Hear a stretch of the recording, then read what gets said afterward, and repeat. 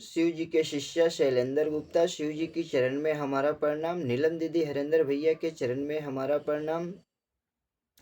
माता गौरा पार्वती जी की चरण में हमारा प्रणाम। माता भवानी जी की चरण में हमारा प्रणाम। ई शिव चर्चा कथा सुनने वाला भाई बहिना, गुरु बहिना, माता बहिना, बानी लो, उन लोग के चरण में हमारा प्रणाम।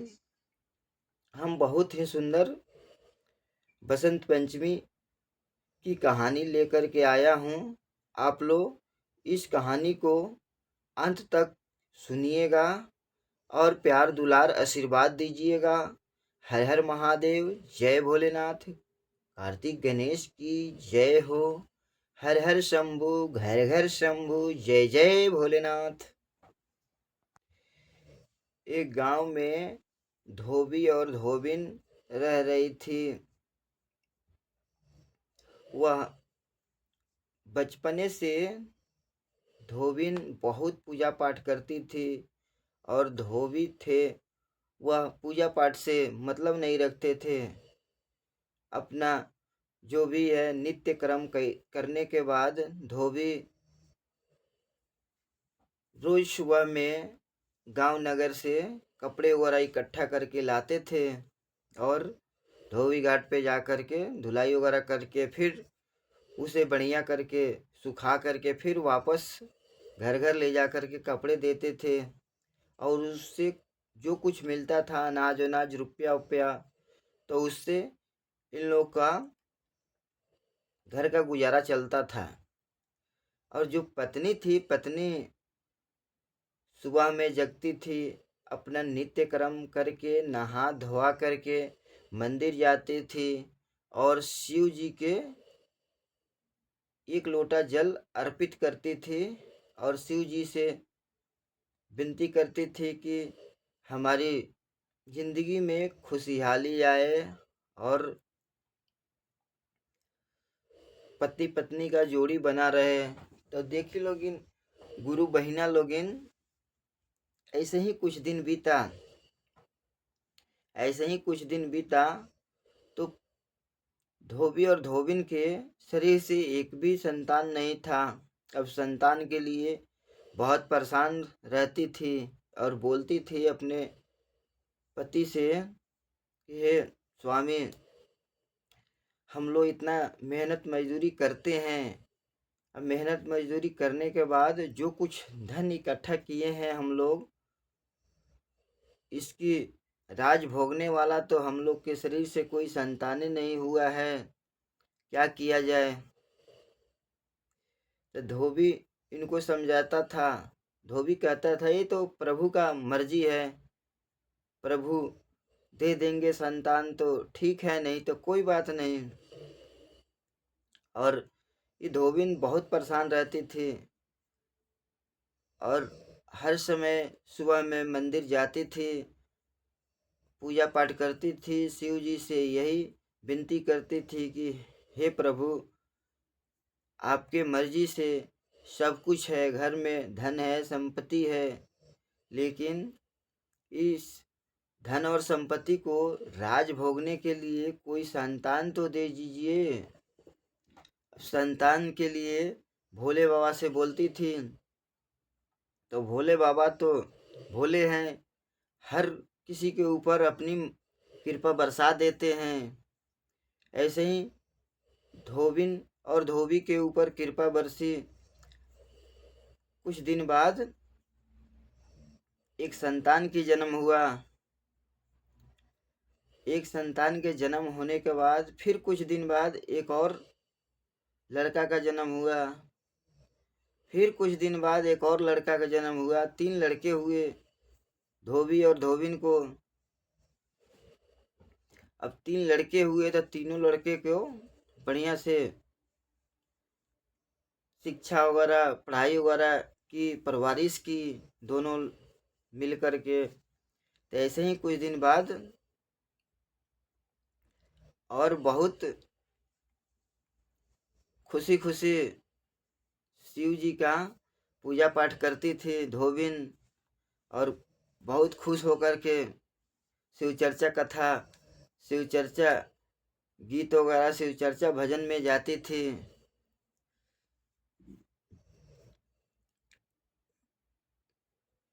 अब धीरे धीरे धीरे धीरे शरीर ढलता गया, शरीर ढलता गया और बच्चे सयान हो गए, शादी करने लायक।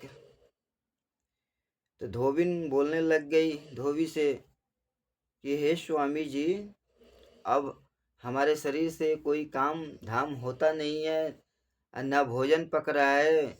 आप एक काम कीजिए, बड़े वाले लड़के का शादी करवा दीजिए। तो कुछ दिन बाद ऐसे ही हुआ, रिश्ता आया और बड़े वाले लड़के का बहुत धूमधाम से शादी करवा दी। फिर उसके बाद कुछ दिन बाद बीच वाले लड़के का भी शादी हो गया। अब 2 पतोह आ गई। 2 पतोह आने के बाद फिर कुछ दिन बाद छोटे वाले बेटे का भी शादी हो गया। अब घर में 3 पतोह आ गई। अब बहुत समझदारी से घर चल रहा था। इधर धोबी का भी शरीर कमजोर होते गया। अब कुछ दिन बाद धोबी का मृत्यु हो गया। अब धोबी के मृत्यु होने के बाद कहा जाता है ना कि पति पत्नी का ही एक दूसरे के सहारा बन के जिंदगी का बेड़ा पार लगता है। अब जैसे ही धोबी का मृत्यु हो गया तो पत्नी बहुत उदास रहने लग गई। जो भी है शिव जी की पूजा पाठ करना छोड़ती नहीं थी। शिव जी की पूजा पाठ करती थी। डेली बाय डेली को नहा धोआ करके वह प्राचीन मंदिर में जा कर के 1 लोटा जल अर्पित करती थी और शिव जी से यही विनती करती थी कि हे प्रभु, हमारे स्वामी जी तो इस दुनिया से चले गए, लेकिन 3 बच्चे दिए हैं और 3 बच्चे की 3 पतोह है, वह बहुत समझदारी से रहती है। ऐसे ही हमारी घर परिवार आप चलाते रहिएगा। तो ऐसे ही कुछ दिन बीता। तीनों बेटों ने परदेश में गए और वहाँ से पैसे वगैरह कमा करके पैसे भेजते थे तो घर के गुजारा चलता था, रोजी रोटी चलती थी। और उसी पैसे से शिव जी के प्रसाद वगैरह अब मंदिर में दान वगैरह करती थी और शिव चर्चा वगैरह कथा वगैरह कहती थी, भजन कीर्तन करती थी। तो कुछ दिन बाद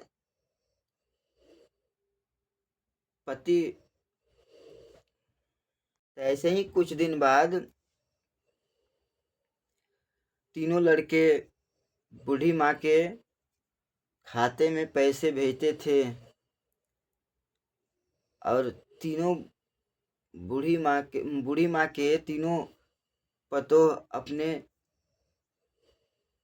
जो तीनों बेटे थे, तीनों पतोह अपने अपने पति को समझाने लग गए और बोलने लग गए कि आप लोग बूढ़ी अम्मा को पैसे देते हैं और बूढ़ी अम्मा बहुत फालतू के खर्चा करती है।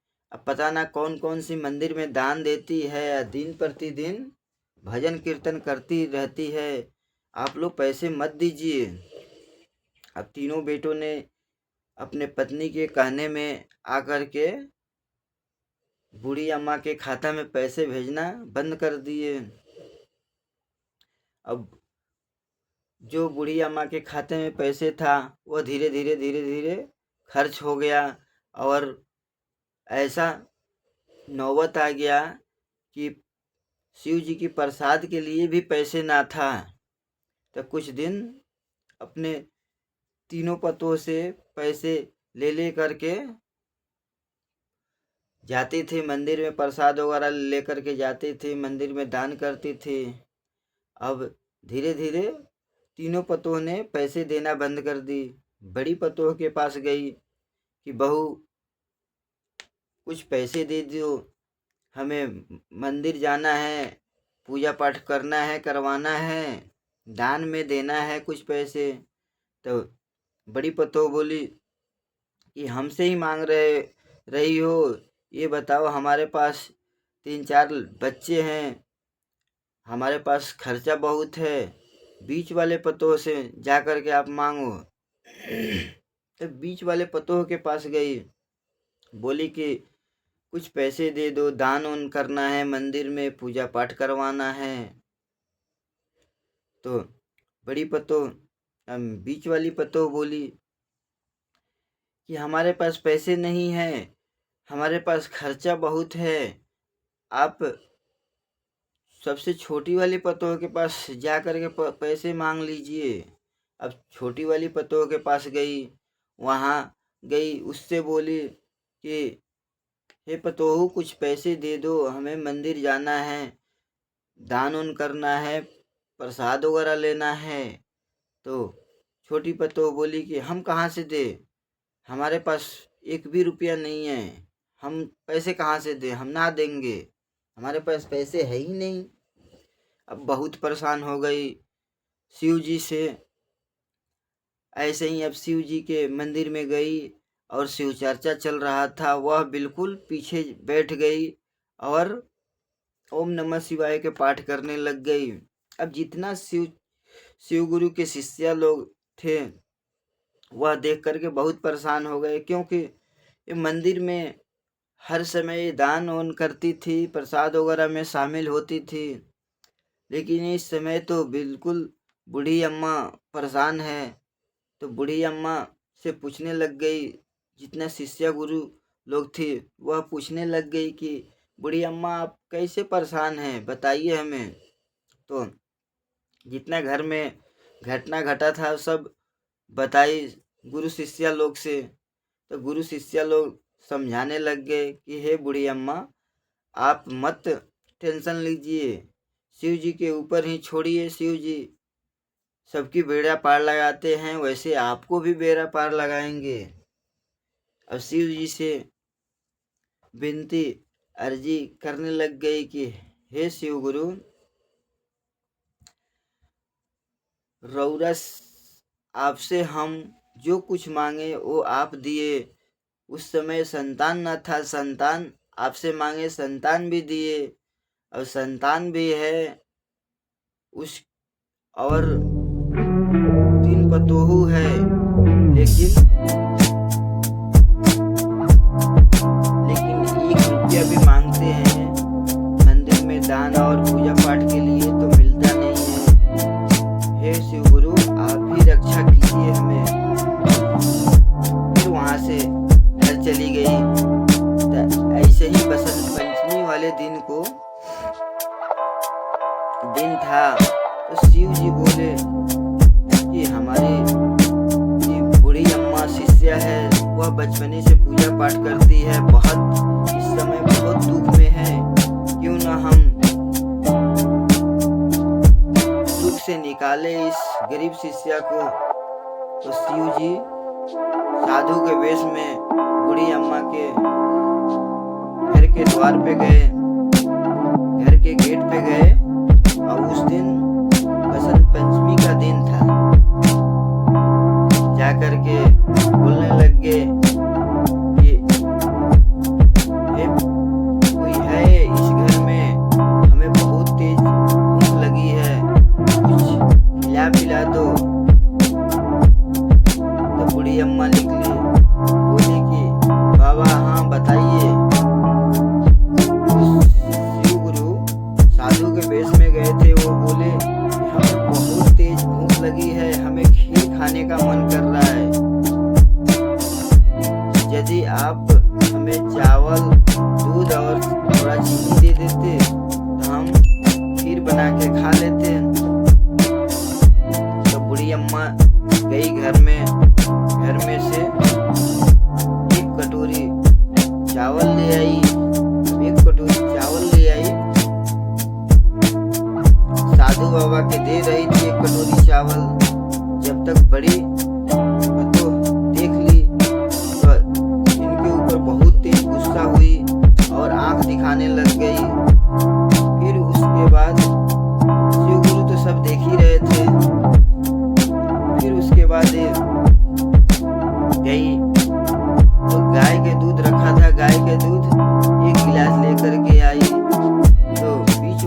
पतोह देख करके बोलने लग गई, बच्चे के लिए दूध रखे हैं और तुम इस साधु भिखारी को दे रही हो, हमारे बच्चे क्या पिएंगे। अब फटाफट 2 थप्पड़ दोनों गाल में मारी। फिर उसके बाद वो रोते रोते साधु बाबा के दूध दी। फिर उसके बाद गई तो एक कटोरी चीनी लेकर के आई। अब चीनी लेकर के जैसे आ रही थी, जब तक छोटी पतोह देख ली, तो छोटी पतोह देख ली तो धक्का मार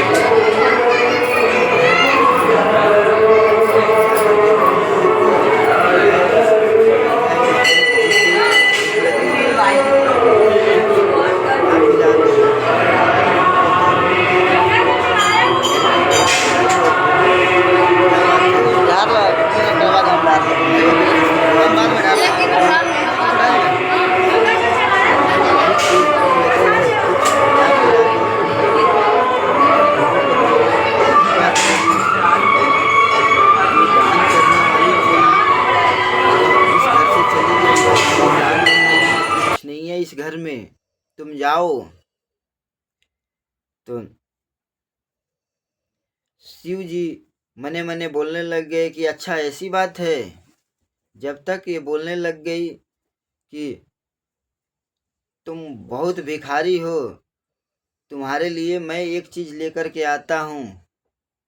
तो गाय की गोबर था, वह गोबर उठा करके साधु बाबा के झोली में डाल दी और बोलने लग गई तीनों पतों कि तुम्हारी शरीर ऐसे ही गोबर जैसा मैला है, लो गोबर लायक ही हो तुम। गोबर दे दी थैला में। जब तक शिव जी बहुत क्रोधित हुए और बोलने लग गए कि अच्छा, बूढ़ी अम्मा को तुम लोग इतना अपमानित किए, वो तो उसकी बहुत हमें दुख था ही, अब तुम लोग हमारे झोली में गोबर डाल दी हो, इसकी दुख तो और बढ़ गया। लो, गाय का गोबर तुम लोग डाली हो, तीनों नील गाय बन जाओ। अब तीनों नील गाय बन गई। तीनों नील गाय बन गई और घर के गेट पे तीनों खड़ी थी। जब तक तीनों बच्चे आ गए बूढ़ी अम्मा को। अब बूढ़ी अम्मा को तीनों बच्चे आए तो घर में अपनी अपनी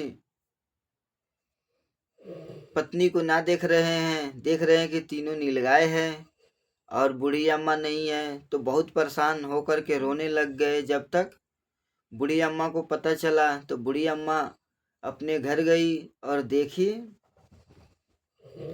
कि तीनों नीलगाय बनी खड़ी है। तो शिव जी से विनती करने लग गई कि हे शिव गुरु, कैसे भी हमारा पतोह थी, लेकिन पतोह तो थी ना, आप कैसे भी करके हमारी भक्ति की शक्ति की वजह से कैसे भी आप सही करिए। तीनों पतोह नीलगाय बनी है, फिर से वापस आप हमारे को पतोह, आज इंसानी पतोह बनाइए आप। अब शिव जी वहाँ प्रकट होकर के बोलने लग गए कि धन्य हो शिष्या, तुम्हारे साथ इतना अन्याय हुआ तब भी तुम परेशान नहीं हुई, और तुम फिर से बोल रही हो कि इंसानी पतोह बनाने के लिए, इंसान बनाने के लिए।